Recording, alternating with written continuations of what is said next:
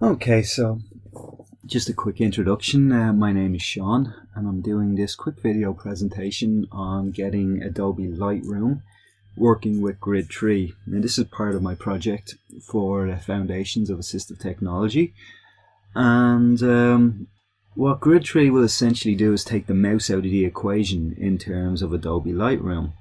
So what I want to do here is I'll launch Lightroom from Grid Tree just to start everything off.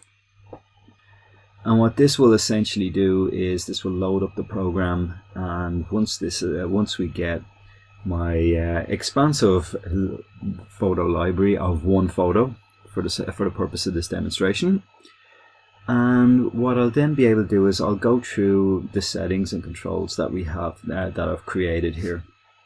So while that's loading up, I've got my launch and quit Lightroom buttons here, and they will do exactly what they say on the tin. I'll move over to the library grid for a second here, and as you can see there's only one photo in my library, so I'm like, usually there would be a lot more there, and we could use the up, down, left and right options to be able to select a photograph and then hit apply to grab the photograph, and then that will bring us back into the develop module again. But seeing as we've only just got the one photograph, we'll stick with that. Over here is copy and paste settings, and what that can do is if you've taken, say, photographs of two different people but in the same place and you want to make background edits and whatnot, instead of doing them for each photograph, you can copy the settings like this, for instance, and it then tells us everything like the likes of the exposure, the contrast, the highlights and whatnot. So you can just copy those settings and then you can paste them into the next one then if you wanted to.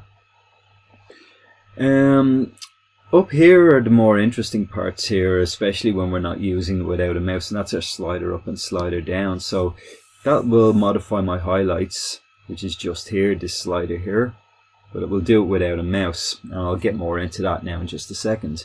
And if I go up again, that'll modify my contrast, modify my exposure, modify the tint, modify the temperature, modify the saturation, modify the vibrance, modify the clarity, and then we've got my black clipping and my white clipping as well as the shadows. So you're probably wondering what we can do with all of these. Well, I'm going to do a quick demonstration here in terms of turning this color photograph into a nicely developed black and white piece of art. So the first thing I'm going to do is we'll bring the slider down to saturation here. And again, here will all highlight whenever you got it, and it'll also tell you here. So what we've done here then is we want to take all the color out of this, so we'll decrease the value here. This is a rather slow way of doing it, but you can see it's slowly going. It's a bit more washed out now. But what I can do here is, these are in increments of 1, and down here I will do the same, except they're in increments of 5, which in turn will help speed up the process. So we've got a fully black and white photograph there, but it's, let's be honest, it's a bit bland looking. It's more grayscale than black and white. So we'll do a slider up here for a second, and we'll bring it to blacks, and we'll decrease these as well.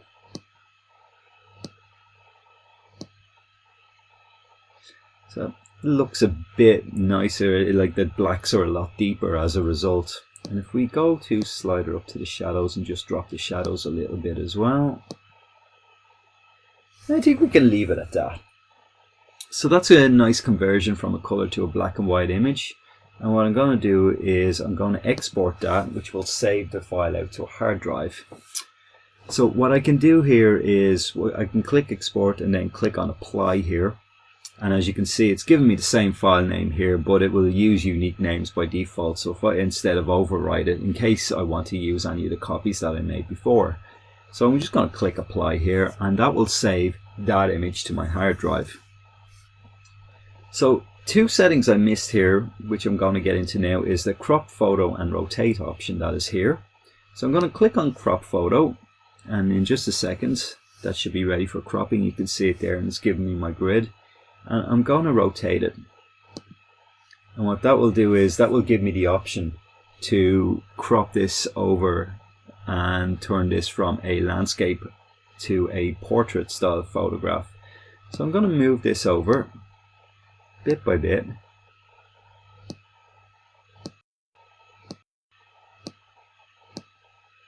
It's a bit slow and painful in terms of increments of one, but I just want to get these last of these buildings from the left out of my view.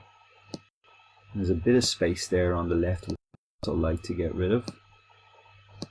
I could have sped this part up a bit as well, but for those who like to fine-tune their cropping, I left it as is. So that should do, and I will apply that. And as you can see there, it's almost like a vertical postcard. So I can export this again, save that out if I liked. And then I'll just click on apply. And apply again. So that's 2 copies of that, except one is cropped and the other one isn't. In case I made a mistake or if I change my mind, and let's be honest, we're entitled to do that, we can click on undo. Now I think I hit this about 10 times, so we'll undo each step as we go by. But it's nice to know that you can undo as much or as little as you want. So it should be anywhere around now that will bring me back to undo each step. But it is nice to know that you can just delete. One more thing I'll show you as well is I'm going to crop that photo again.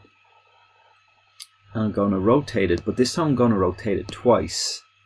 And this time I'm going to try and crop the bridge out, or crop the majority of the bridge out here.